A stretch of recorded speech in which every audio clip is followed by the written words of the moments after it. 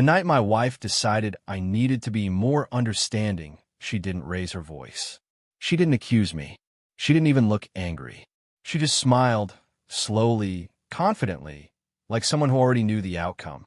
That smile told me she believed I wouldn't leave, that I wouldn't push back, that I would stay, swallow it, and adjust myself around her choices.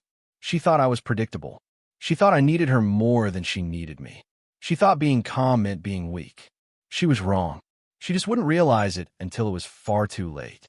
My name is Ethan Cole, and for 11 years, I believed marriage was about compromise, about bending quietly, about choosing peace over pride.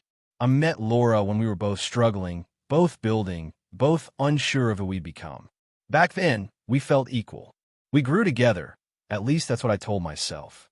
But somewhere along the way, her world got louder, brighter, more impressed with status.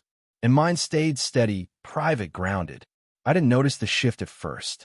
I didn't notice when admiration turned into tolerance, or when tolerance turned into embarrassment. The comment that changed everything didn't come during a fight. It came at dinner, surrounded by people she admired. Someone asked what I did now, and before I could answer, Laura laughed and said, "He's still in the same field, nothing glamorous, but it works for him." The table chuckled politely. I waited for her to correct herself. She didn't. She reached for her wine instead. Later that night, I asked her why she said it like that. She sighed, like I was exhausting her, and said I was being sensitive, that everyone knew I was reliable, and that should be enough. That word stayed with me. Reliable. Not respected. Not admired. Just safe. I didn't argue. I didn't demand anything. I just started paying attention to how often my opinions were dismissed as outdated, to how often she spoke over me in public, to how often my presence felt optional, and most of all, to how comfortable she was assuming I would always stay. 2 weeks later, she tested that assumption. She sat across from me on the couch, legs crossed, phone in hand, and told me she'd invited someone to an upcoming dinner. Not a friend, not a colleague, an old flame. Someone she said understood her better. And when I hesitated, she leaned forward and said calmly, "I need you to be mature about this," or "I don't know if this marriage can survive." That was the moment everything became clear. Not because of who she invited, but because of how easily she put my dignity on the line. She wasn't asking. She was informing me of my place, and she fully expected me to accept it. I told her I would, and that answer changed everything. She relaxed the moment I agreed, not because she felt understood, but because she felt confirmed. Confirmed in her belief that I would always adjust, always absorb discomfort, so she wouldn't have to. She smiled, leaned back, and said she knew I'd handle it like an adult. Then she opened her phone and moved on, already done with the conversation. To her, the issue was settled. To me, it had just been defined. Over the next few days, she became lighter, almost cheerful. She talked about the dinner, the guest list, how nice it would be to finally have real conversations again. She didn't ask how I felt. She didn't check in. She assumed compliance meant peace. I listened, nodded, and said very little. Not because I was plotting, but because something in me had gone quiet. Not angry, not hurt. Clear. I started noticing how the house felt different, like I was a visitor in my own space. Her routines didn't include me anymore, just tolerated me. She planned without considering my schedule. She made decisions without my input. And when I did speak, she responded with polite patience, like I was a child explaining something obvious. I realized I'd slowly been demoted without ever being told. The night before the dinner, she laid out her outfit on the bed. She asked what I planned to wear, not out of interest, but coordination. She wanted the image to match. I told her something simple. She nodded approvingly, then reminded me not to make things uncomfortable. I asked what that meant. She said I knew exactly what she meant. That answer said everything. That night, while she slept, I sat in the living room alone. Not spiraling, not heartbroken, just thinking. Thinking about how often I'd accepted small humiliations to keep things smooth. Thinking about how much of myself I'd filed down to stay acceptable. Thinking about how she no longer feared losing me, and how dangerous that was. I didn't make any dramatic decisions. I didn't pack bags or rehearse speeches. I just asked myself one honest question. If nothing changed, how long could I live like this without disappearing completely? The answer came easily. Not much longer. The next morning, she woke up energized, busy, focused. She barely noticed me leave early. Barely noticed I didn't text during the day. To her, things were fine. Better than fine. She believed she'd won a quiet battle she never realized she started. What she didn't know was that I wasn't preparing to confront her. I wasn't preparing to compete. I wasn't preparing to beg. I was preparing to step out of a role she'd already decided I should play. And when the moment came, she wouldn't understand it first, because she still thought control looked like confidence. She hadn't yet learned what indifference looks like. The dinner was scheduled for Saturday evening, and by late afternoon the house no longer felt like mine. Every surface was staged, every corner adjusted for presentation. She moved through the rooms with practiced efficiency, checking mirrors, fixing cushions, adjusting lighting. Not once did she ask how I was feeling. She didn't need to. She assumed. When guests started arriving, she transformed completely. Her voice softened, her smile widened, her posture straightened. She became the version of herself that thrived on attention. People complimented the place, the food, her outfit. She soaked it in effortlessly. I stayed polite, neutral, helpful, refilling glasses, greeting people, staying just visible enough to seem involved. A few friends pulled me aside to say how secure I was for being so understanding. I nodded and thanked them. They thought maturity meant tolerance. They didn't understand the difference between patience and detachment. As the room filled, I noticed how often she glanced toward the door. Not anxiously, anticipatorily. She was waiting. When he finally arrived, the energy shifted. It wasn't dramatic, but it was unmistakable. She straightened instantly. Her smile sharpened. Her eyes lit up in a way I hadn't seen in years. He stepped inside confidently, dressed well, comfortable like he belonged there.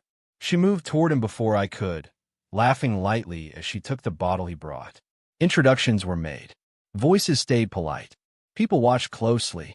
I felt it then, the quiet evaluation happening in the room. Who was the past, and who was the present? Who mattered more?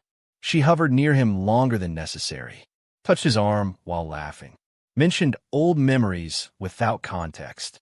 Not enough to be accused, just enough to be noticed. At one point, someone joked about how modern we were. She laughed and said I was very understanding, that I trusted her completely. I smiled, not because it was true, but because it didn't matter anymore. I waited until everyone had settled, until conversations overlapped and attention drifted. Then I stood, calmly and clear my throat. The sound wasn't loud, but it was enough. People turned. She looked at me with mild surprise, not concern. She expected a toast, a joke, something safe. I thanked everyone for coming. I said I appreciated them celebrating a new chapter. I wished them a great evening. Then I said something simple. I won't be staying. The room froze. Confusion rippled outward. She laughed nervously and asked what I meant. I said I meant exactly that. I explained that I didn't feel comfortable sharing space with someone who was invited to test my tolerance. That I didn't believe love should require quiet humiliation. That I was leaving, not angrily, not dramatically, just permanently. She tried to interrupt. I didn't let her. I wasn't raising my voice. I wasn't emotional. That unsettled her more than yelling ever could. I told her she didn't do anything wrong in her mind. She acted exactly how she wanted. But I had the right to respond. I thanked the guests again, wished them well, and walked to the bedroom. I grabbed the bag I'd prepared earlier. Just essentials. Nothing theatrical. When I returned, she was standing in the middle of the room, eyes wide, face pale. People avoided looking at her. The moment had shifted. Control had slipped. She asked me to talk privately. I said there was nothing left to say. Not tonight. Not ever. I walked out without slamming the door. Without insults. Without asking anyone to take sides. Behind me, I heard voices resume, awkwardly. Someone murmured something about space. Someone else about timing. None of it mattered. Outside, the night air felt lighter. I got into my car and drove away slowly. No rush. No shaking hands. No regret. At the first red light, my phone buzzed. Then buzzed again. And again. I didn't check it. Because for the first time in a long time, I wasn't reacting. I was choosing, and she still believed this was temporary. That I'd cool off, that I'd come back. She had no idea this was the last moment she would ever have access to me. The first night after I left, I slept better than I had in months. Not deeply, not peacefully, but honestly. There were no arguments echoing in my head, no replaying conversations, no anticipation of the next compromise. Just silence. And for the first time, that silence didn't feel lonely, it felt respectful. I stayed with a friend for the first week. I didn't rush to explain myself to anyone. I didn't post anything online. I didn't ask mutual friends to take sides. I went to work, ate when I was hungry, slept when I was tired, and let the dust settle on its own. That was important, because when you leave cleanly, without theatrics, people are forced to sit with the truth instead of the noise. She tried to reach me the next morning, then again that afternoon, then the day after that. At first, her messages were confused. She didn't understand why I had overreacted. She framed it as stress, misunderstanding, timing. She said we just needed to talk. She said I embarrassed her. That word appeared more than once. I didn't respond. By the end of the week, the tone shifted. The messages got longer, less confident. She asked if I was really done, or just trying to prove a point. She said she missed me. She said the house felt empty. She said she hadn't meant to hurt me.